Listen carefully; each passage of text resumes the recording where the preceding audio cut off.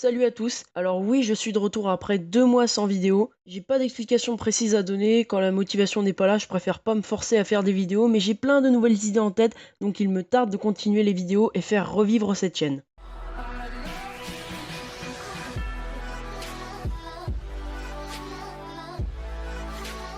Donc aujourd'hui on se retrouve pour un nouveau top 5 qui concernera les superstars les plus grandes en taille et ayant déjà lutté à la WWE. Je signale au passage que les catcheurs de la WCW comptent car la WCW fait partie intégrante de la WWE depuis son rachat en 2001. Numéro 5, André le Géant. Alors là vous devez vous dire, mais non c'est pas possible, André le Géant il était immense, on peut voir sur Google qu'il faisait 2m24. Il faut savoir qu'André le Géant faisait entre 2m08 et 2m13. On a notamment pour preuve ultime cette photo prise en 1984 lors du tournage du film Conan le Destructeur d'Arnold Schwarzenegger. Sur cette image, on peut constater Arnold, André le Géant et Wilt Chamberlain. Sur cette photographie, on peut aussi constater que Wilt, qui lui fait 2m15, est légèrement plus grand qu'André le Géant.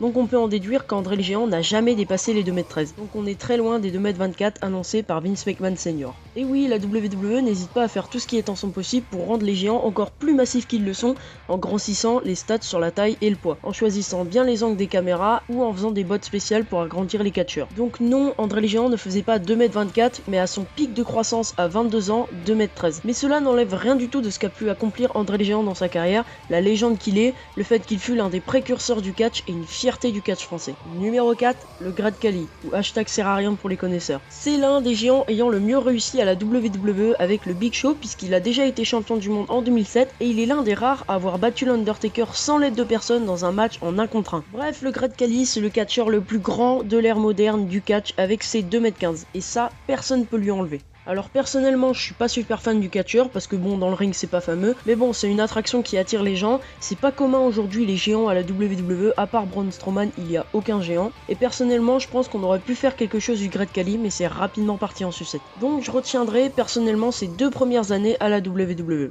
Numéro 3, Giant Silva et The Yeti. Alors ce sont 2 catcheurs des années 90 qui ont pour point commun le fait qu'ils mesurent tous les deux 2m18. Giant Silva annoncé 2m21 par Vince McMahon est principalement connu pour avoir fait partie du clan The Oddities à la WWF pendant l'été 1998. A l'époque, les géants étaient assez prisés par les fédérations de catch, donc il fallait avoir un géant et c'était lui, Giant Silva. Sauf qu'en février 1999, la WWF met fin à son contrat à la vue d'un nouveau géant, certes moins grand mais plus expérimenté, venant tout droit de la WCW, Paul White aka The Big Show qui a quand même eu une carrière plus fleurie que Giant Silva.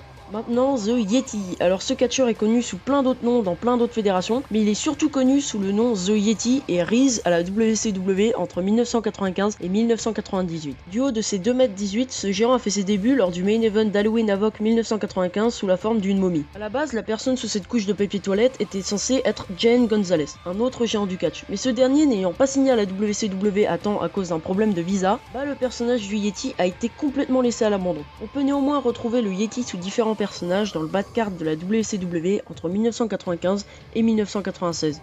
The Yeti et Giant Silva étaient 2 catcheurs qui étaient typiquement connus parce qu'ils étaient géants et rien d'autre, ce qui est quand même un peu triste pour un lutteur. Numéro 2, Silo Sam. Alors celui-là, peu de personnes le connaissent réellement car sa carrière dans le catch fut très brève. Il a commencé le catch en 1984 et a fini sa carrière en 1990. Ce géant annoncé 2m34 sur Wikipédia fait en réalité 2m21, ce qui fait de lui l'un des plus grands catcheurs au monde, toutes périodes confondues. Si je vous parle de lui, c'est qu'il a déjà lutté à la WWF. Mais alors pourquoi beaucoup de fans, et moi le premier, sommes passés à côté d'un monstre pareil, et pourquoi il est aujourd'hui quasiment inconnu dans le monde du catch? Eh bien ce géant n'a en réalité catché qu'une seule fois pour la WWF, en juin 1987, lors d'un live event sous le nom de Trapper John. Malheureusement, j'ai retrouvé aucune image de cet événement sur internet. Cette époque marquait l'apogée de la carrière d'André le Géant, et comme on sait que Trapper John était plus grand qu'André, on peut supposer que Vince McMahon ne voulait absolument pas que Trapper John fasse de l'ombre à André le Géant. Voilà pourquoi peu de personnes le connaissent aujourd'hui. Au passage, Trapper John n'était pas son seul nom de ring puisqu'il a également catché dans quelques fédérations de catch comme la American Wrestling Association sous son nom le plus célèbre, Silo Sam. Numéro 1, Giant Gonzalez. Giant Gonzalez est simplement le catcheur le plus grand de l'histoire avec ses 2m32 annoncés 2m44 par la WWF. Alors lui, sa carrière fut brève puisqu'elle n'a duré que 5 ans, de 1990 à 1995. Faisant du basket en 1989, il a eu une offre de Ted Turner, le propriétaire de la WCW et de l'équipe de basket des Hawks d'Atlanta, de s'entraîner pour rejoindre sa fédération de catch. Il fait ses débuts à la WCW en 1990 sous le nom d'El Gigante. Il suit son bout de chemin malgré le fait qu'il soit très peu apprécié des fans de la WCW. Lors du Royal Rumble 1993, il fait ses débuts à la WWF sous le nom de Giant Gonzalez en s'attaquant à l'Undertaker. Les deux s'affronteront dans l'un des pires matchs de l'Undertaker à WrestleMania 9 qui se conclura par une victoire par disqualification de ce dernier. On remet le couvert à SummerSlam 1993 et cette fois-ci, l'Undertaker réussit à battre Giant Gonzalez par tombée. C'était l'une des pires rivalités des années 90 à la WWF. Suite à cela, Giant Gonzalez quitte la WWF en octobre 1993 et part à la New Japan Pro Wrestling, puis effectue son tout dernier match en février 1995 contre The Great Muta. Mis à part sa taille, Giant Gonzalez n'avait rien d'extraordinaire, ce pourquoi il était très peu apprécié des fans de catch dans le monde.